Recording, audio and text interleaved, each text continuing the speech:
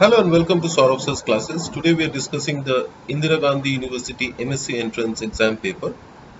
In this question we are given the equation of a circle and we are asked to find the equation of the tangent to the circle at the point 1 and minus 1. So first of all we will arrange the equation of the circle in the standard form. So x square plus y square minus 6x minus 2y plus 2 equal to 0 is the equation of the circle. So we can write this as x square minus 6x plus 9 plus y square minus 2y plus 1 minus 8 is equal to 0. The reason I did this is because I want to write it in the standard form of x minus a square plus y minus b square is equal to r square, so that I can get the origin of the circle, which would be AB. So that is why I broke up this terms in this way, so that I can break up 6 as 2 into 3 and 9 would be 3 square. Similarly 2 can be broken up as 2 into 1 and this would be 1 square, and I arrange 9 plus 1 minus 8 as the given term 2. So this is how I broke up the equation. So that means I get x minus 3 whole square plus y minus 1 whole square minus 8 is equal to 0, or x minus 3 whole square plus y minus 1 whole square is equal to 2 root 2 whole square. So therefore the origin of the circle is 3 1, the point 3 1, and the length of the radius is 2 root 2. So this is what I get from this equation. Now we have to find the slope of the radius from the point 3 1 to the point 1 minus 1, which is given. The reason why I am doing this is because we know that in a circle any radius at the point of the tangent meeting the circle is perpendicular to the tangent. So if I know the slope of the radius, I can find out the slope of the tangent, because the product of the slopes would be equal to minus 1. So this is what I'm trying to do. So let's see. So the slope of the radius from 3 1 to 1 minus 1 would be 1 minus of minus 1 over 3 minus 1. 3 minus 1. So slope, we call this m1 as 1 minus of minus 1 by 3 minus 1, which is equal to 2 over 2, which is equal to 1. Therefore, the slope of the tangent, let it be m2. So m1 into m2 is equal to minus 1. Therefore, m2 is equal to minus 1 over m1, which is equal to minus 1. So therefore the slope of the tangent would be minus 1. So therefore the equation of the tangent would be y equal to minus 1, which is the slope, into x plus c, and this tangent passes through the point 1 and minus 1. So 1 and minus 1 will satisfy the equation of the tangent. So therefore I put 1 and minus 1 in this equation. So minus 1 is equal to minus x in minus 1 into, in place of x I put 1. So minus 1 is equal to minus 1 plus c. Therefore c is equal to 0. So the equation of the tangent becomes y is equal to minus x, or x plus y is equal to 0. This is the equation of the tangent, and we can see from the given options, option 4 is x plus y equal to 0, which is the correct choice.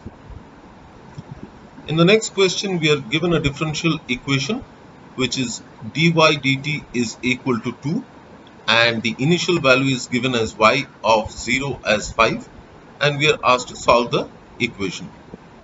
So dy dt is equal to 2 means integral dy is equal to integral of 2 dt, which means y is equal to 2t plus c, where c is a constant of integration. Now we have to find c. We are given that y is equal to 5 at t equal to 0. So we put these values in this equation. So we get 5 is equal to 0 plus c. So therefore c is equal to 5. So the equation becomes y is equal to 2t plus 5. So 2t plus 5 is the answer, and we can see from the given choice, option 2, 2t plus 5 is the correct answer. In the next question, we are told that a card is selected at random from a deck of 52 cards, and what is the probability that the card is a queen or a spade? So in a card deck, there are 52 cards in total, out of which there are 13 spades, 13 diamonds, 13 clubs, and 13 hearts. So these are the 4 type of cards that are there, and there are 4 queens,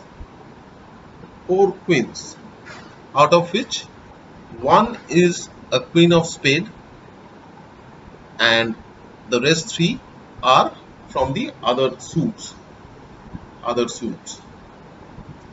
So therefore, in order to pick a spade, I can pick any one of the 13 spades, which includes one queen. So inclusive of that, there are 13 possible cards that I can pick from, and I can also pick any of the other 3 queens that are there, because it is told that it is either a queen or a spade. So spade or queen, right? So we don't double count the queen that is already there in spade. So we have already counted it here. So therefore 13 plus 3, there are 16 possible cards that I can pick out of a total of 52 cards. So the probability of this being a queen or a spade is 16 by 52, which is 4 by 13. And we can see option 3 is 4 by 13, which is the correct choice. The next question says, out of a total of 50 consecutive natural numbers, 2 are chosen at random. What is the probability that the sum of the numbers is odd? So 50 consecutive natural numbers means there would be these would be consecutive integers, positive integers. So it can be 1, 2, 3 up to 50, or it can be 17, 18, all the way up 50 numbers. So it can be anything. But what we need to understand is, no matter which series we are taking, there would be a total of 25 even numbers and 25 odd numbers in the sequence. Now, if the sum has to be odd, then one number has to be even and the other number has to be odd. So only then we get a odd sum. If it is even plus even, then it becomes even, or if it is odd plus odd, then also it becomes even. So this will not work. So we have to select one even and one odd. So there are 25 even and 25 odd. So one even can be selected out of 25 even numbers in 25 ways. Any one can be picked up, and corresponding to that I can pick up one odd number in 25 ways. There are 25 numbers, I can pick any one, and the total number of choice is I can pick any two cards or any two numbers, not cards, any two numbers out of 50 numbers. So out of 50 numbers I can select any two, so 50C2.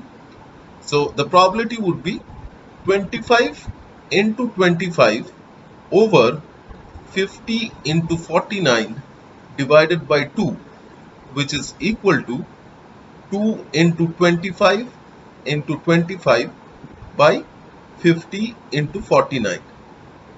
So 2 into 25 cancels with 50, so we are left with 25 by 49, which is the probability. And we can see that option 4, 25 by 49, is the correct choice.